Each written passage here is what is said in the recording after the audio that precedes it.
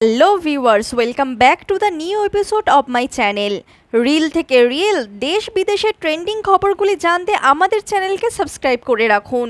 আমরা যে খবরগুলি তুলে ধরবো সেটা কিন্তু অন্য কোনো চ্যানেলে খুঁজে পাবেন না, তাই পুরো ভিডিওটা সম্পূর্ণ দেখতে থাকুন। শান্তনু ঠাকুর পেলেন হুমকি ভরা চিঠি। বাংলায় এনআরসি লাগু হলে ঠাকুর বাড়িতে বোমা মেরে উড়িয়ে দেওয়ার হুমকি পেলেন শান্তনু ঠাকুর। পাকিস্তান থেকে পালিয়ে ভারতে এসে বিয়ে করেছিলেন সীমা হায়দার। আবারও নতুন করে চর্চায় উঠে এসেছেন সীমা হায়দার এবং তার স্বামী সচিন। অন্যদিকে ভাইরাল হচ্ছে পপুলার ইউটিউবার রাজা দালালের অ্যাক্সিডেন্টের ভিডিও। পাশাপাশি দেশের সবথেকে উন্নত শহর বেঙ্গালুরুতে জলের অভাব দেখা দিয়েছে। জলের শর্টেজের কারণে মানুষ রাস্তায় নেমে পড়েছে।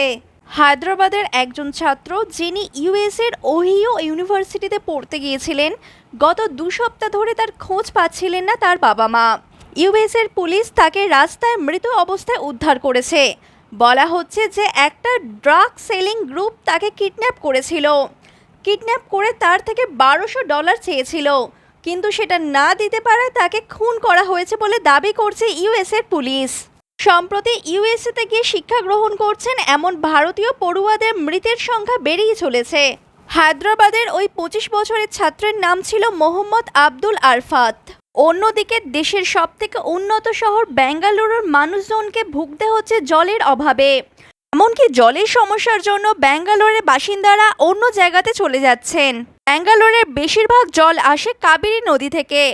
কাবেরী নদী বৃষ্টির জলে পুষ্ট নদী, তাই বেশিরভাগটাই বর্ষাকালের ওপর নির্ভর করছে এবং পানীয় জলের বেশিরভাগটাই আসে ভূগর্ভস্থ জল পাম্প করে।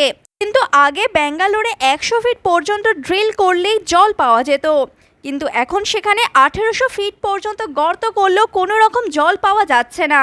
2018 সালে শুধুমাত্র বেঙ্গালুরু না, দেশের আরও বিভিন্ন শহরগুলিকে এই পানীয় জলের অভাবে ভুগতে হবে। বেঙ্গালুরুরে রেন ওয়াটার হারভেস্টিংয়ের কথা বলা হলেও সেখানে ভালো মতো রেন ওয়াটার হারভেস্ট করা হয় না, যার ফলে বেঙ্গালুরুরে আজ জলের সমস্যা দেখা দিচ্ছে। অন্যদিকে ভাইরাল হচ্ছে সীমা হায়দারের ভিডিও। के साथ नेपाल के रास्ते भारत आई सीमा हैदर का एक वीडियो सोशल मीडिया पर वायरल हो गया। उस वीडियो में सीमा हैदर अपने जख्मों को दिखाती हैं और रोती नजर आई, लेकिन उनके वकील ने दावा किया कि ये वीडियो যেখানে দেখা যাচ্ছে তার ভারতীয় স্বামী সচিন তার উপর অত্যাচার করছে। সম্প্রতি এই ভাইরাল ভিডিও নিয়ে মুখ খুলেছেন সীমা হায়দার। তিনি বলেছেন এটা একটা পাকিস্তানি নিউজ চ্যানেলের চক্রান্ত, এটা এআই জেনারেটেড ভিডিও, এরকম কোনো ঘটনাই আসলে ঘটেনি। পাকিস্তানি মিডিয়াকে তুলোধনা করেছেন সীমা হায়দার। অন্যদিকে আনন্দ আম্বানির প্রি ওয়েডিংয়ের একটি ভিডিও খুবই ভাইরাল হচ্ছে, যেখানে দেখা যাচ্ছে সলমান খান গান গাইছে। আমরা দেখে নেব সলমান খান কি গান গাইলেন এবং তার প্রতি দর্শকদের কি প্রতিক্রিয়া দেখা দিল।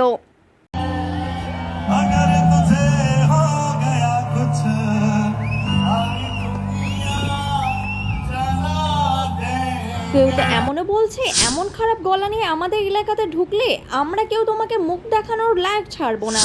কেউ কেউ সলমান খানকে এই দুনিয়াটা জ্বালিয়ে দেওয়ার অনুরোধ করছেন। আবার কেউ বলছে যদি তোমার কিছু হয়ে যায় তাহলে আমরা ফুটপাতের ওপর দিয়ে গাড়ি চালিয়ে দেব।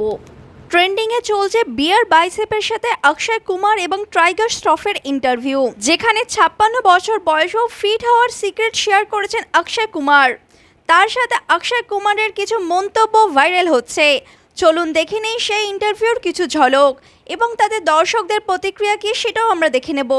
क्यूट मोमेंट है मेरे लिए। लव लव लव नहीं बहुत, लेकिन बहुत अच्छा लगा तेरे साथ ये पॉडकास्ट करके। एंड मैंने तो पहली बार किया है पॉडकास्ट। कुछ अलग लगा? कैसे ब्रेकअप बार हुआ है, 2-3 बार हुआ है। तो मैं I used to exercise more, channelize because it is so much of অন্যদিকে বাংলাতে এনআরসি বা সিএএ লাগু করা হলে ঠাকুরবাড়ি উড়িয়ে দেওয়া হবে, এমনই হুমকি ভরা চিঠি পেলেন শান্তনু ঠাকুর। পাশাপাশি বড়মার বাড়ির তালা ভাঙার ভিডিও ভাইরাল হচ্ছে শান্তনু ঠাকুরের বিরুদ্ধে, যেখানে দেখা যাচ্ছে শান্তনু ঠাকুর বড়মার বাড়ির তালা ভাঙছে। যদিও এই নিয়ে প্রশ্ন তুলেছেন মমতা বালা ঠাকুর। পারিবারিক অন্তর্দ্বন্দ্বতায় জড়িয়ে যাচ্ছেন মমতা বালা ঠাকুর এবং শান্তনু ঠাকুর। ঠাকুরবাড়ির এহেন অবস্থা দেখে ভয়ে রয়েছে মতুয়া সম্প্রদায়।